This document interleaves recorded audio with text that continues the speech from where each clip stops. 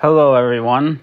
You're listening to Uncomfortable Truths with Euclid Phoenix, where I talk about politics, religion, and other BS I find interesting. Today, for politics, we will take a look at Thomas Jefferson and James Madison. Thomas Jefferson, the good, the bad, and the contradictions. Let me ask you something. Can someone write all men are created equal and still live a life that contradicts it?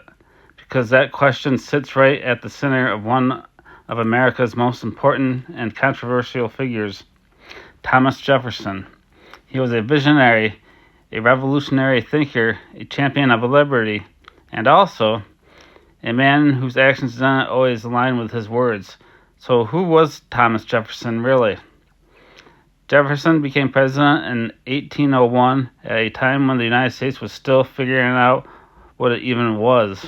The Constitution was new, political parties were forming, and the country was deeply divided.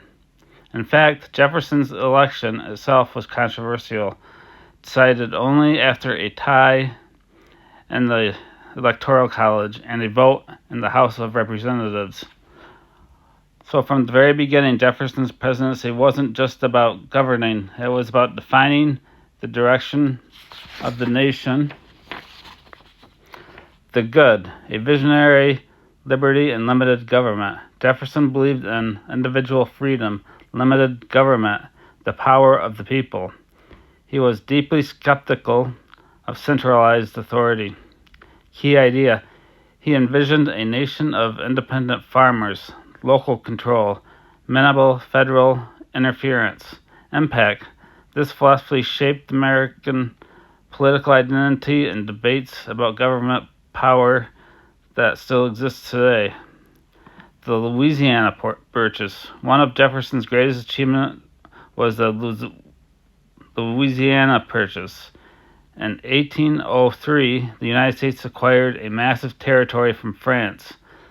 The size of the country nearly doubled. Why it mattered. Secured access to the Mississippi River. Opened vast land for expansion, strengthened the nation's long-term position. Here's the twist. Jefferson believed in limited federal power, but the Constitution didn't clearly authorize this kind of purchase. He stretched his own principles by making it happen. He's good at avoiding war and expanding knowledge. Jefferson also prioritized avoiding war. At a time when European powers were constantly fighting, he tried to keep the U.S. out of major conflicts. Lewis and Clark expedition. He also supported exploration. The Lewis and Clark expedition mapped the new territory, expanded knowledge of the continent, strengthened U.S. claims.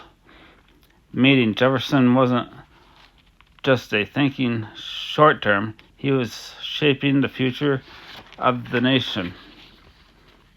The bad, slavery and personal contradictions. Now we get to the most difficult part of Jefferson's legacy, the contradiction. Jefferson wrote, all men are created equal, but he owned enslaved people throughout his life. Deeper issue. This wasn't just a personal inconsistency, it reflects a broader contradiction in early American history. Impact. Jefferson benefited from the system of slavery. He did not take significant steps to dismantle it. His legacy is inseparable from this reality. Uncomfortable truth. One of the strongest voices for liberty participated in a system that denied it. The bad treatment of Native Americans. Jefferson's policies towards Native Americans are also controversial. He believed Native Americans could be civilized and integrated into American society. But in practice, this often meant loss of land, pressure to abandon their cultures, expansion of U.S. territory at their expense. Long-term effect, set the stage for future displacement and conflict. The Embargo Act. One of Jefferson's most criticized policies was the Embargo Act of 1807. goal to avoid war by stopping trade with foreign nations. Reality, instead, it hurt the American economy, damaged trade, angered citizens. Outcome, it failed to achieve its goals and was widely unpopular. The complexity of Jefferson. So what do we do with all this? On one hand, a visionary thinker expanded the nation and promoted liberty and independence. On the other, he owned slaves, made controversial policy decisions, held views that led to long-term harm. Key insight: Jefferson wasn't a simple figure. He was a deeply human one. The bigger question: Jefferson forces us to ask, can great ideas come from flawed individuals? Should we judge leaders by their ideals or their actions? Uncomfortable truth. Here's the uncomfortable truth. The people who shape history are rarely consistent. They can advance freedom in one area, restrict it in another. Conclusion. Thomas Jefferson helped define the United States.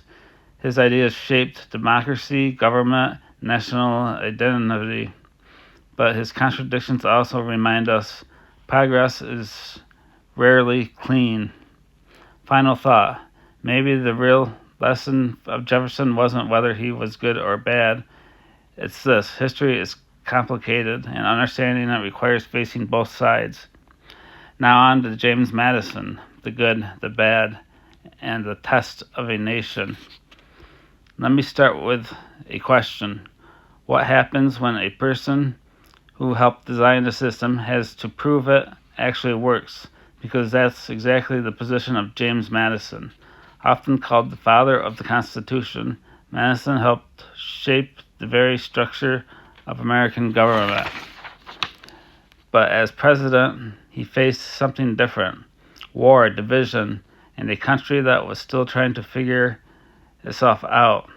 So was Madison a successful president, or did the system he helped build nearly fall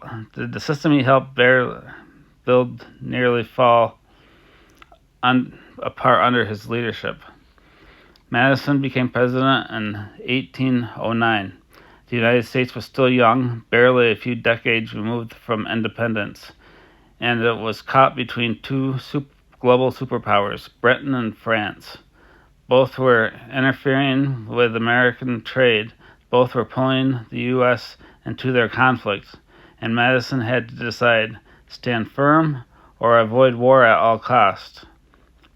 The good architect of the system. Before we even get to his presidency, it's important to understand what Madison brought to the table. The foundation. Madison was instrumental in writing the Constitution, advocating for its ratification, contributing to the Federalist Papers. Key ideas. He believed in a balanced government, separation of powers, checks and balances. Impact. Even today, the structure of the U.S. government reflects Madison's thinking.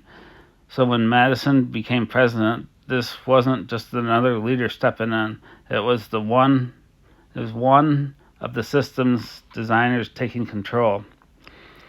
Defense of national sovereignty.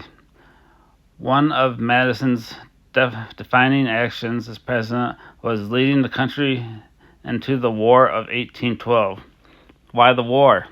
Britain was impressing American sailors, interfering with trade, supporting Native American resistance on the frontier. Madison's decision. After years of pressure, Madison chose to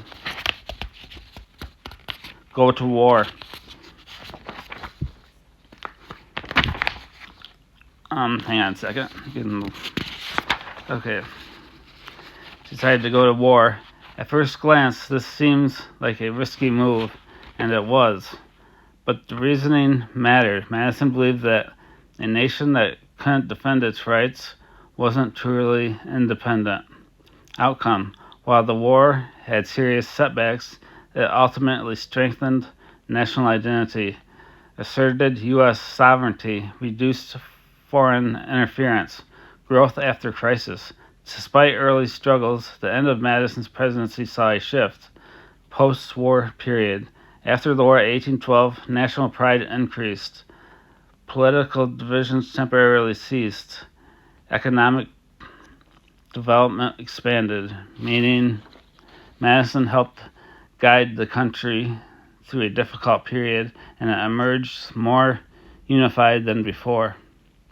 The bad, the War of 1812 struggles. Now we get to the other side of Madison's presidency. The reality of the war.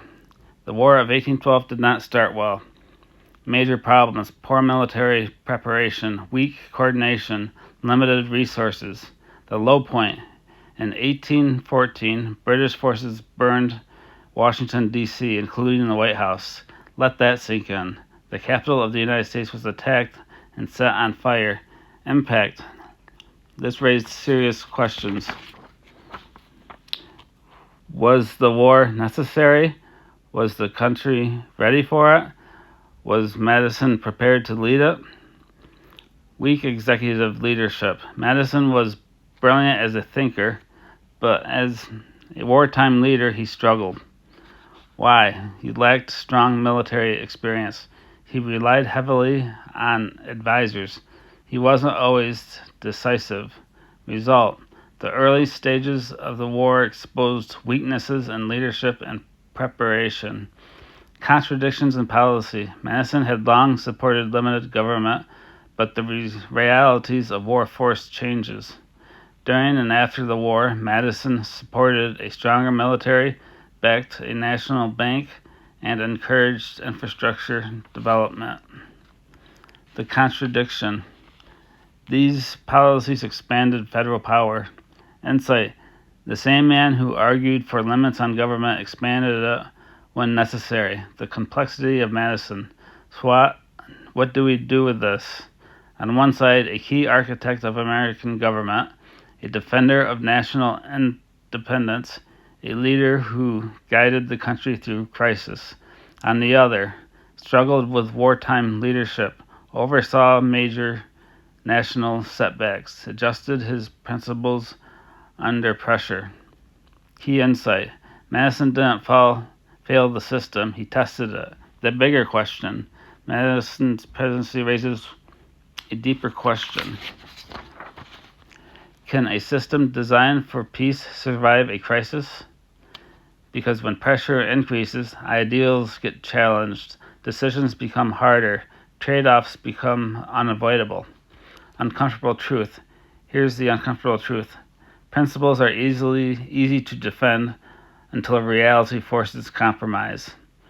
What Madison teaches us. Madison's presidency shows us something important. Lesson 1. Even the best designed systems need strong leadership. Lesson 2. War exposes weaknesses quickly. Lesson 3. Leaders often have to act against their own ideals. Conclusion. James Madison helped build the foundation of the United States.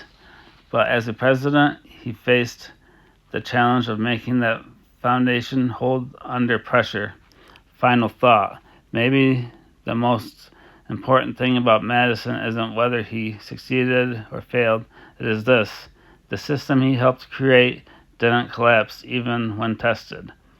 Thank you for listening to this podcast. Feel free to check out my website in the notes. I also have a link to my Patreon page if you want to financially support me, as these podcasts take a lot of time to put together.